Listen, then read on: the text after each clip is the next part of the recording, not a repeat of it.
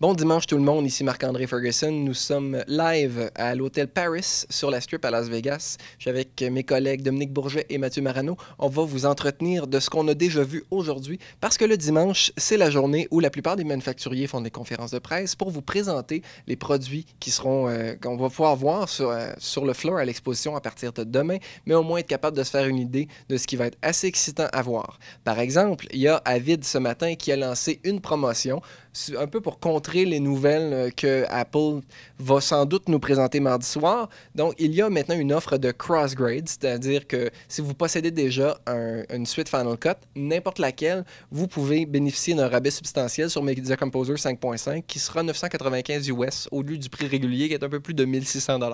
Donc, tout ce que vous avez à faire, c'est d'envoyer un numéro de série de Final Cut. Je pense qu'Avid va être assez compétitif. Il y a Adobe aussi qui vont faire des annonces demain. Tout le monde sait que Apple lance la nouvelle suite Final Cut Studio 4. On ne sait pas quand est-ce que ça va sortir. En attendant, on va vous parler des vrais produits qu'on a vus aujourd'hui. Dominique Bourget de Inso Media.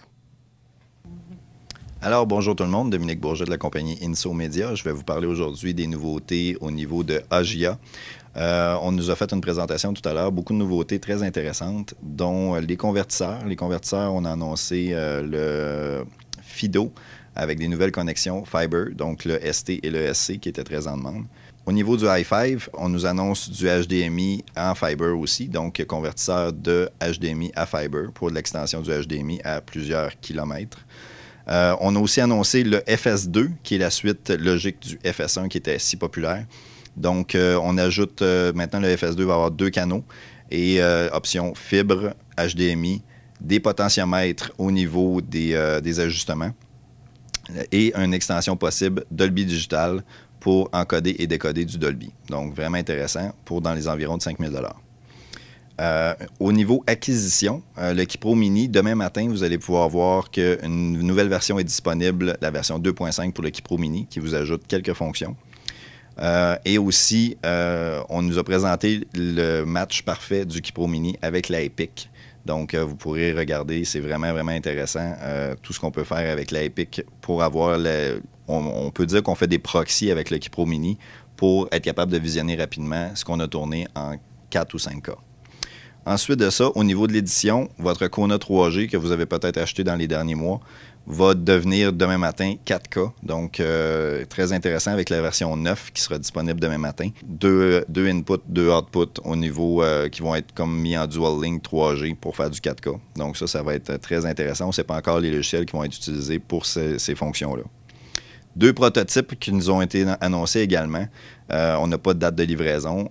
Ils ne se sont pas avancés là-dessus. On a le Riker qui se trouve à être un gros I/O HD rack mount qui se trouve à faire du 5K. Donc, ça a l'air très, très, très prometteur avec une carte qui se met dans un Mac Pro simplement.